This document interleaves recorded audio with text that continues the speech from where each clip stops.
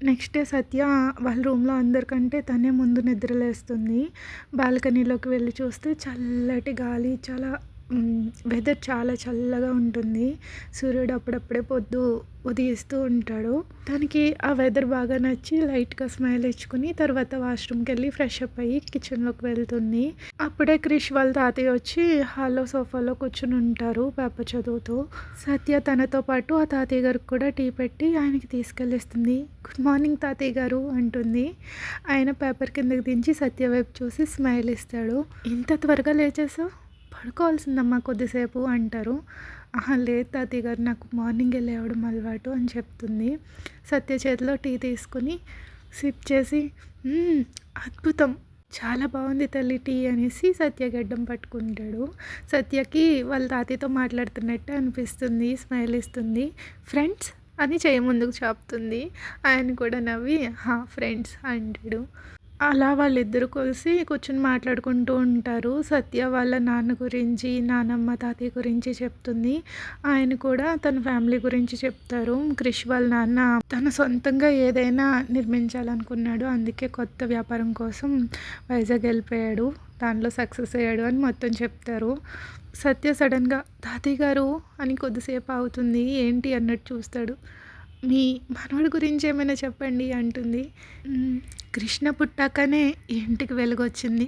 కృష్ణ మాకు రెండో మనవడైనప్పటికీ మాధవ్ కంటే చాలా చురుకైనవాడు. ఎప్పుడూ అల్లరి చేస్తూనే ఉండేవాడు.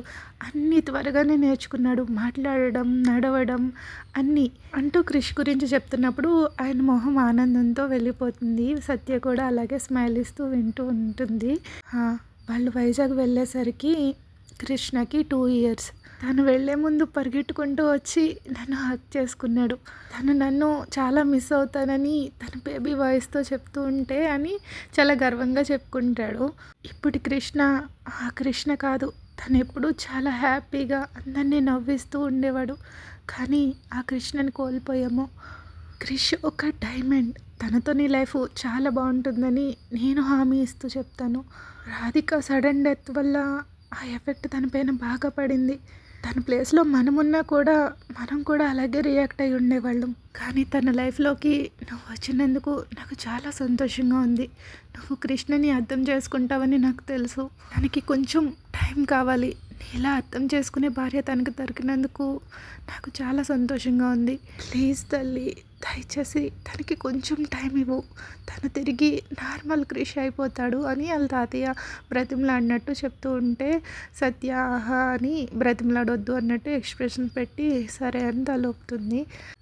మనం ఏ బంధానికైనా సరే కొంచెం టైం ఇవ్వాలి. అవి పువ్వుల్లాంటివి. మనం వాటిని చాలా ప్రేమతో చూసుకుంటే అవి మన లైఫ్ని సువాసనతో, ఆనందాలతో నింపుతాయి. కానీ మనం వాటిని తెంచుకుంటే అవి శాశ్వతంగా చెల్లాచెదురైపోతాయి అంటూ సత్య తలపైన చేయి పెట్టి చెప్తాడు. సత్య ఆ చెయ్యి తీసుకుని ఆ చేతిలో తన చెయ్యి ప్రామిస్ వేసినట్టు పెడుతుంది. ట్రస్ట్ మీ అన్నట్టు ఎక్స్ప్రెషన్స్ పెట్టి మీ ఆందోళన నాకు అర్థమైంది తాతయ్య గారు, నేను అర్థం చేసుకోగలను అంటుంది. తర్వాత ఆయన సత్య ఫేస్ని చేతులతో పట్టుకుని భగవంతుడు నిన్ను సంతోషంగా చూడాలమ్మా అంటాడు అని బ్లెస్ చేస్తారు. సత్య స్మైల్ ఇస్తుంది.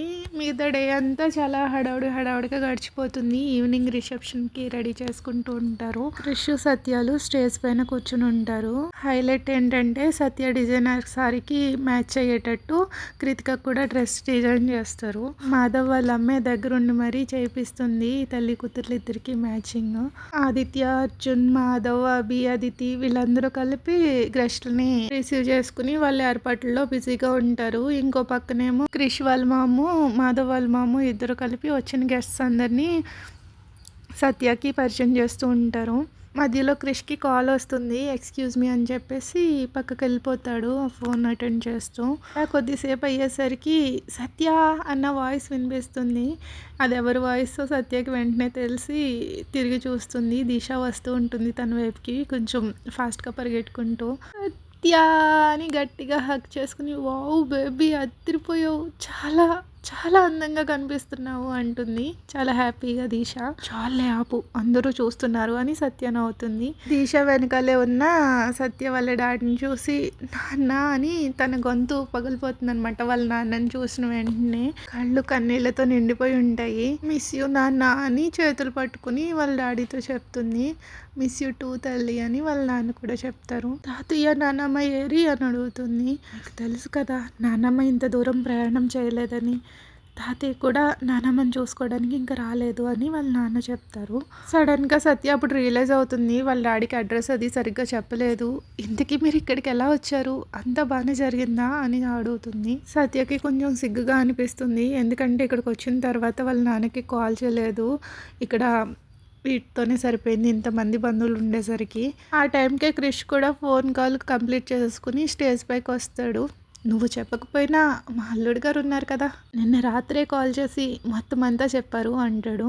కృష్ణ చేయి పట్టుకుని థ్యాంక్స్ క్రిష్ అని చెప్తారు. కృష్ణ కూడా స్మైల్ ఇచ్చి ప్రయాణం బాగా జరిగిందా మావయ్య గారు అని అడుగుతాడు. ఫస్ట్ టైం క్రిష్ అలా మావయ్య గారు అని పిలిచేసరికి సత్య షాక్, ఇంకా చాలా హ్యాపీగా అనిపిస్తుంది తను అలా పిలిచేసరికి వాళ్ళ నాన్నని.